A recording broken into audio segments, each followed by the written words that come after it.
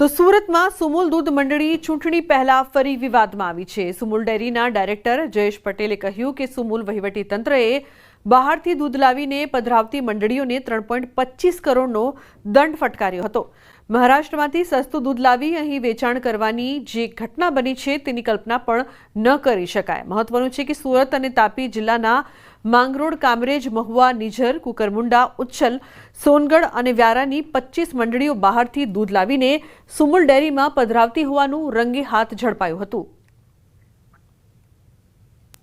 દક્ષિણ ગુજરાતની સૌથી મોટી ગણાતી દૂધ ડેરી એટલે કે સુમુલ ડેરી ફરી વિવાદમાં આવી છે। પ્રમુખ અને ઉપપ્રમુખની ચૂંટણી આગામી દિવસમાં આવવાની છે, ત્યારે પ્રમુખ અને ઉપપ્રમુખના ગ્રુપ આમને સામને આવ્યા છે। આપણી સાથે સુમુલ ડેરીના ડિરેક્ટર છે જયેશભાઈ, આપણે સીધા વાત કરીએ। જયેશભાઈ, પૂર્વ પ્રમુખ હાલના ઉપપ્રમુખ રાજુ પાઠક ફરી વિવાદમાં આવ્યા છે। પહેલાં ડેરીમાં 1000 કરોડના કૌભાંડની વાત હતી, ભરતી કૌભાંડમાં કૌભાંડ થયું, એને અટકાવવામાં આવ્યું અને હવે એમડીને લાફો મારવા સુધી પહોંચી ગયા। કેમ?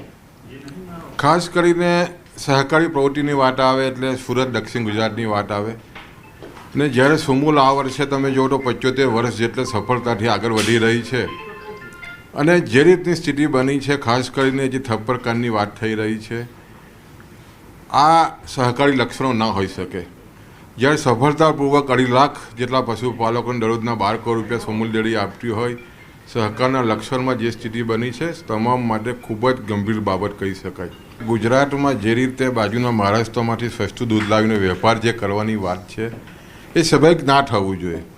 જ્યારે સહકારમાં વેપાર ના હોય ને એનાનું ફંદાનમાં જે અમારી 25 સહકારી મંડળીઓ છે એને જે રીતે દંડ કરવામાં આવ્યો છે, સ્વાભાવિક છે કે જ્યારે મહારાષ્ટ્રથી સસ્તું દૂધ લાવીને અહીંયા જે રીતે દૂધ ભરવાની વાત છે એ કલ્પના અમે ના કરી શકીએ અને અટકાવ્યું છે।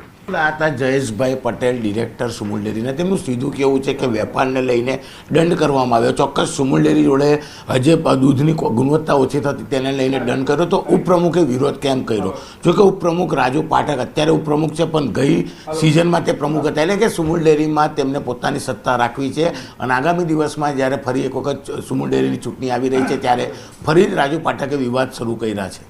કેમેરામેન જીગર ગુગલ સાથે કીર્તેશ પટેલ, ન્યૂઝ 18 ગુજરાતી, સુરત। તો અન્ય મહત્વપૂર્ણ સમાચારની જો વાત કરીએ, અમદાવાદથી મુંબઈ તરફ જવાના અપ લાઇન પર ઓવરહેડ વાયર તૂટ્યો છે।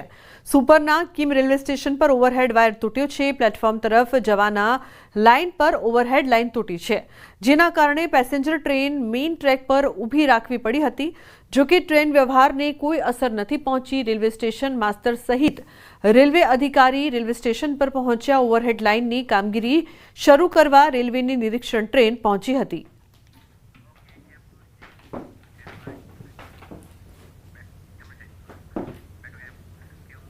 હવે વાત કરીએ આ ખાડા પાડી દેશે।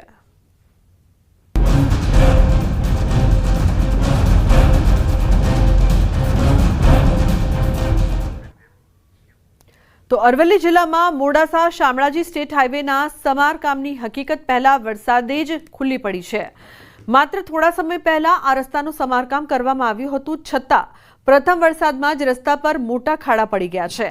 35 કિલોમીટરના આ માર્ગમાં મરડિયા, ઇસરોલ, ખેરંચા સહિતના અનેક વિસ્તારોમાં વાહન ચાલકો માટે મુશ્કેલી ઊભી થઈ છે। પહેલા જ્યાં 1 કલાકમાં સફર થતી હતી, હવે 2 કલાક જેટલો સમય લાગી રહ્યો છે। સ્થાનિકો અને વાહન ચાલકો રોષ વ્યક્ત કરી રહ્યા છે અને તાત્કાલિક સમારકામની માંગ ઉઠાવી છે। तो जैसे ही मैंने गुजरात में प्रवेश किया, मंडासा रोड पे यहाँ पे रोड टूटे हुए हैं और जगह जगह गड्ढे हैं और टोल भी ले रहे हैं। तो मेरी अधिकारियों से ये निवेदन है कि ये रोड को सही किया जाए। रोड के ऊपर जाम लग रहा है क्योंकि पूरा रोड टूट गया। अभी तो बारिश को 1 महीना ही हुआ है, ज़्यादा दिन नहीं हुआ है सर। अभी गुजरात के अंदर प्रवेश किया, मोडासा के पास में इतने खड्डे हैं, मेरी गाड़ी का पत्ते टूट गए हैं सर। मैं आपको फ़ोटो दिखा सकता हूँ, मेरे पास फ़ोटो है, मैं काम करा के लेकर आया हूँ। हर पत्तों पूरे पत्ते डलवाने के 15,000 रुपये लगते हैं, कोई खर्चा नहीं देता है। 1,000 रुपये टोल ले रहे हैं, कोई फ़ायदा है नहीं। મોડાસા શામળાજી હાઈવે ઉપર જે પ્રકારે રસ્તા ધોવાયા છે, દ્રશ્યો બતાવીશ ખાસ કરીને કે હજુ તો ચોમાસાની શરૂઆત થઈ છે। આ સંજોગોમાં આપ જોઈ શકો છો કે પ્રકારે રસ્તામાં જ વાહનો અટવાઈ રહ્યા છે, અહીંથી વાહનો નીકળી નથી રહ્યા। ખાસ કરીને જે પ્રકારે અહીં ખાડા પડ્યા છે તેના કારણે અનેક લોકો પરેશાન થયા છે। ખાસ કરીને આજે મોડાસા પાસેનો જે મોટી ઇસરોથી મરડિયા વચ્ચેનો જે ઓવરબ્રિજ પસાર થાય છે તેનો આ રસ્તો છે। અહીંથી પસાર થતા જે વાહનો છે એ ભારે મુશ્કેલીમાં મુકાય છે। મોડાસા શામળાજી વચ્ચે ખેરંચા જે પ્રકારે જીવણપુર મરડિયા સહિતના જે પ્રકારે જે રસ્તાઓ છે સ્ટેટ હાઈવે છે સંપૂર્ણપણે વરસાદમાં ધોવાઈ ચૂક્યા છે, જેના કારણે વાહન ચાલકોના જે વાહનો છે તેમાં નુકસાન થઈ રહ્યું છે। હજારો રૂપિયાના નુકસાન વચ્ચે પણ તેમની મજબૂરી છે કે અહીંથી તેમને વાહન વ્યવહારમાં જે પ્રકારે અહીંથી વાહન પસાર કરવું પડે છે। આ સંજોગોમાં જે હાઈવે જે ઓથોરિટી છે તેમની પાસે માગણી કરવામાં આવી છે કે તાત્કાલિક અસરથી અહીં રોડની મરામત કરવામાં આવે। હાર્દિક પટેલ, ન્યૂઝ 18 ગુજરાતી, અરવલ્લી। તો રાજકોટમાં ધોરાજીના સંજયનગરના રહીશો આકરા પાણીએ જોવા મળી રહ્યા છે। રસ્તાઓ બિસ્માર હાલતમાં હોવાથી કાદવ કીચડનું સામ્રાજ્ય છવાયું છે। આ બિસ્માર રોડ રસ્તાની સમસ્યાઓ હલ કરવા અવારનવાર તંત્રને રજૂઆત કરવા છતાં નક્કર કામગીરી કરાઈ નથી। રહેવાસીઓને ચાલીને જવું પણ મુશ્કેલ પડે છે। આ રોડ પર કાદવના કારણે અહીં ગાડી પણ આવી શકતી નથી, જેથી વિદ્યાર્થીઓ શાળાએ જઈ શકતા નથી।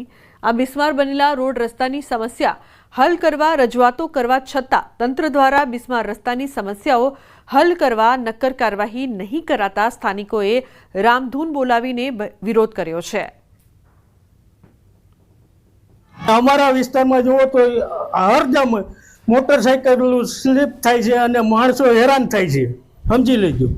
અને અટાણે વિદ્યાર્થીઓ જવું એ તકલીફ પડે છે। 5 વર્ષથી આ જ હાલત છે જે છે એમાં કોઈ પણ જાતનો સુધારો હજી સુધી આવ્યો નથી। દર વર્ષે ચોમાસું આવે એટલે અમે આ રીતના વિરોધ કરી જ છીએ। આવી અને અમારો વિરોધ કહી દે તમારું બધું કામ થઈ જશે, પણ પછી કોઈ આવીને જોતું જ નથી। પગના ઘૂંટણ સુધીનો કીચડ છે, છોકરાઓ સ્કૂલે નથી જઈ શકતા, નથી શાકભાજી વાળી આવી શકતા, કોઈ પણ આવતું નથી। ત્યાં સુધીનું તો એવું થઈ ગયું છે કે એક જણનું મૃત્યુ થઈ ગયું, સબવાહિની પણ અમારા વિસ્તારમાં આવવા તૈયાર નથી। સમાચારનો પ્રવાહ